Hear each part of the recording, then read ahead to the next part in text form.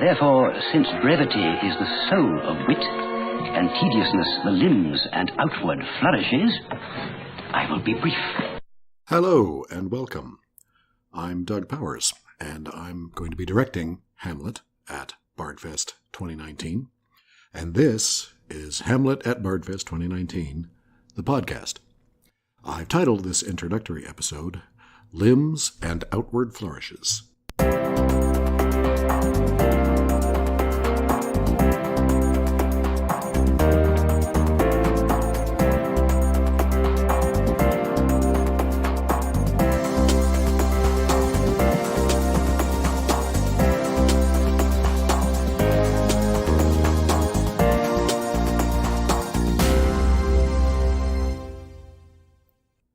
So the question is, why are we doing a podcast for the show? Well, the fact of the matter is that Hamlet is a show that prompts a lot of thought and a lot of decisions along the way. And we want to share some of that process with you before we actually put it on the stage. And doing it this way it's more direct and easier to keep in touch with you than it is through a series of Facebook posts or a blog or any of those other methods. So we hope that using this format, we'll be able to be informative, yes, but also entertaining. Keep it interesting. What we want to do, both with this and with our project as a whole, is we want to democratize, if you will, Shakespeare and Hamlet, to let people know it's not just stuffy people running around in tights, moping around while carrying skulls. Right? That's the standard image of Hamlet, but that's not really what we're about. So we hope that through this we'll be able to get you as excited about Bardfest and about our particular production of Hamlet at Bardfest as we are. So why are we doing Hamlet? Well, this is the 5th year for Bardfest, and Bardfest is Indianapolis' only annual Shakespeare festival, and it's been growing every year that it's happened. And the producers decided sometime last year that for the 5th year it was time to tackle the big one, if you will. Hamlet is the play that makes actors and makes directors and makes festivals too. So they thought it was time to give it a go. Hamlet is big, it's complicated, it's difficult, and it has entered the cultural consciousness more than perhaps any other single work. It permeates everything from Star Trek to Disney to common expressions used by people who may never have read or seen Hamlet to iconic imagery, not least of which is moping about over a skull. So what Hamlet is, it's really the distillment of the entirety of the human experience. It's been described that way a number of times, and it really is. I mean, within this play is contained in one form or another just about everything there is about being human, which is part of what I think makes it such a part of the cultural consciousness. The other thing about Hamlet is that it's familiar. Most people know it, or at least know something of it, and a lot of people have very strong opinions about it, which is another thing I think that makes it challenging to take it on as a project, is you're going to be going up against everyone's own ideas and own preconceptions about something that is open to endless interpretation. It's been said we are all Hamlet in one way or another, and I think to a degree that's true. So we all have something of this character in us, and that means that everyone's Hamlet is different. And everyone's ideas about Hamlet the character and Hamlet the play are necessarily different. And anything one does with it, you're going to run up against some people who think it's brilliant and lovely and wonderful, and other people who think, well, that's not what I had in mind at all. And the glorious thing about Hamlet is that you're both right. It may not be what you had in mind at all, and it can also be lovely and brilliant. So the other thing about Hamlet is, especially now that I've been personally digging into it for about 6 months now, I don't think you can ever truly do it justice. Not really. But you have to have a go at it. And I think once you have, you can tackle anything. If you can get through a Hamlet successfully. It's been said that Hamlet is actor-proof.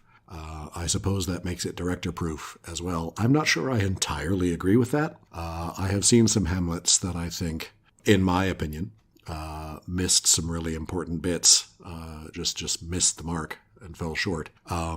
But that was that person's Hamlet, right? And necessarily mine will be different from that. Maybe those Hamlets that I find substandard are actually in their own way brilliant. But the thing about artistic opinions is that they are inherently subjective. So, hey, maybe I'm right that it's not so good, and maybe the people who did it are right that it is also good at the same time. It's been said of Hamlet, and I wish I could remember the director's name, but he described it in an interview as directing Hamlet is like trying to direct in quicksand, because as soon as you dig and find something, there's more. There's always something else. Every decision, every choice you make, he said, you could always look at it and say, well, isn't the opposite also true? And it could be. There is no such thing as a definitive decision in Hamlet.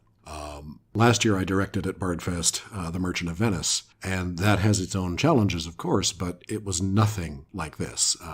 I realized that some of the decisions that I made for Merchant, I was quite fond of them, and I also realized they wouldn't necessarily be the only decisions one could make about Merchant. But I could feel like, well, for what I want to do, this is the decision I'm comfortable making, and having made it, we can now move on and not second-guess ourselves all the time. With Hamlet, though, every decision, you just at some point have to come to a place where you just decide, you know what, in this version, in this production, this is the decision we're going with. And we'll probably only second-guess this 7 times instead of 70, because I don't think, I'm under no illusions that we won't get, well into rehearsals and suddenly decide, oh, wait, we want to approach something differently. Hopefully we'll keep that to something of a minimum, but I think some of it's just the nature of the beast. So it is certainly a challenging prospect to take on. That's what one of the things that drew me to it is the challenge of taking it on as a director. Having done Merchant last year, which again has plenty of challenges of its own, they're of a somewhat different kind. But having done that, I felt like when they offered me the opportunity to direct Hamlet, and again, it's one of those things. Once you get that opportunity, how do you say no? I didn't. So it's the challenge of it that draws me to it. So why am I directing Hamlet? Well, what you should know about me is that I'm not a Shakespeare scholar. I don't hold a degree in English, and I don't hold a degree in theater. I am, however, a professionally trained actor, although I don't make my living at it. But I have directed several times, not certainly nearly as much as I have acted, but I know my way around Shakespeare, having just picked it up through loving it and doing it as much as I possibly can. And I'm very particular, I think, about my Shakespeare. I have strong ideas and a strong sense of the responsibility that I feel that I have as a director of Shakespeare, to be aware that my production may very well be the first time somebody sees Hamlet, or in last year's case, Merchant of Venice. And I want them to come as close as possible to seeing the text. Now, of course, as we'll discuss, I think, in a later episode, there is no such thing as a definitive text, especially of Hamlet. But I want to get to as close to the original story and leaving out as few things as we can. And again, we'll talk about how I adapted this particular script at a later time. But I want to try to keep it as pure as possible, because if I cut too many things, or if I change too many things, I feel like I'm not giving the audience Hamlet. I'm giving the audience Doug Powers' Hamlet, or Merchant, or whatever. And I want to try to stick to that as much as I can. That doesn't mean, though, that I don't interpret what's on the page and try to come up with perhaps new ways of looking at what's on the page, but keeping what is on the page and the essence of the story as much as possible, and really trying to give people Shakespeare rather than some modern version of Shakespeare, which is fair game. I mean, a lot of people do that, and they do it brilliantly. But my personal preference is to try to stick to looking for possibilities in what is there on the page, not trying to create a new story by what I cut and what I leave out as much as possible.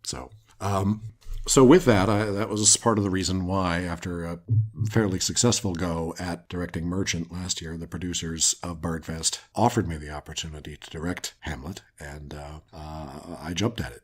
Well, actually, I thought about it for about 2 months, and then had a long conversation with the producers about what I wanted to do with it, and then I jumped at it. And of course, once we decided that, only later did we realize that Indy Shakes, the Indianapolis Shakespeare Company, is also doing Hamlet this summer. So we have 2 productions of Hamlet going on this year, which at first was somewhat of a daunting prospect. But, as I said, Hamlet can take a multitude of interpretations. So I actually welcome the opportunity to see what our 2 companies are going to do with this script. I can't wait to see theirs. Theirs comes first chronologically, so I want to see theirs, and then hopefully they'll be interested in seeing ours. But I'm sure there will be some things that will make decisions in common, and other things that will make wildly different decisions, and that's okay. And I think it's sort of exciting that you out there as audience members get the opportunity to see 2 completely different Hamlets in the span of a few months. So I've just embraced this concept and taken to calling 2019 the year of the Hamlets in Indy.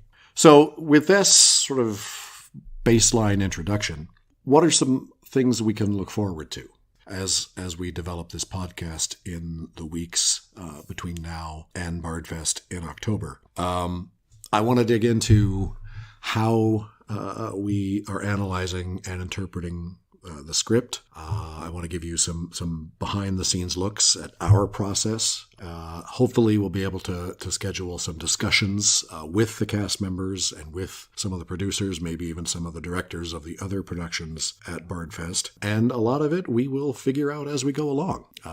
It's much like rehearsing the script itself, it's a process of exploration. And I hope you'll come along for the ride with that. And I hope that we'll be able to be both fascinating and entertaining.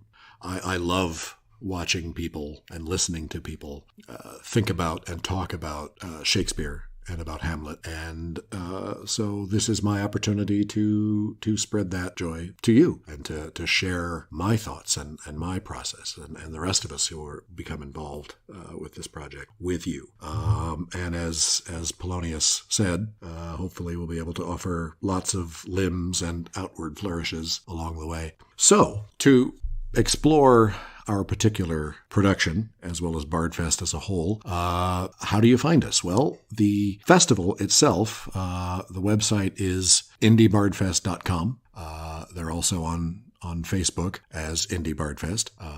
And our production specifically of Hamlet is on Facebook at Hamlet Bardfest. We're on Instagram as Hamlet Bardfest 2019. We're on Twitter as Hamlet Bardfest. And we even have a YouTube channel with Hamlet and then separate word Bardfest 2019. The YouTube channel has a lot of different resources on it that I think are pretty cool. Some of the stuff we've created ourselves a little bit, and there'll be more of that as we go.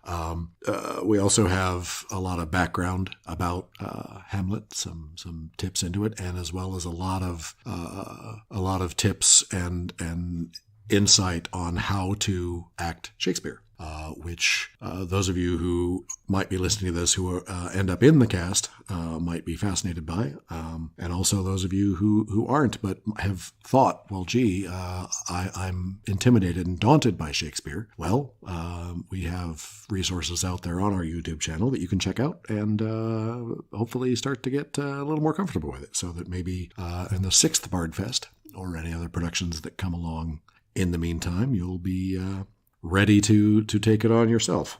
So with this Limbs and Outward Flourishes episode of the Hamlet at Bardfest 2019 podcast, thank you for joining us, and we look forward to bringing you more of the same as we go along and really dig further into what we're going to be doing. And we will see you in October, which, by the way, the dates of Bardfest, in case you aren't sure, are October 17th through the 27th. And we will be at the Indy Fringe Theater on St. Clair Street, as well as at the District Theater on Mass Avenue.